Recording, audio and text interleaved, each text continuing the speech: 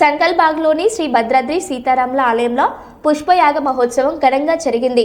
మాజీ MP TG Venkatesh దంపతులు పాల్గొని ప్రత్యేక పూజలు చేశారు. భక్తులు పెద్ద సంఖ్యలో హాజరయ్యారు. యువత ఆధ్యాత్మిక మార్గంలో నడవాలని టీజీ వెంకటేష్ సూచించారు.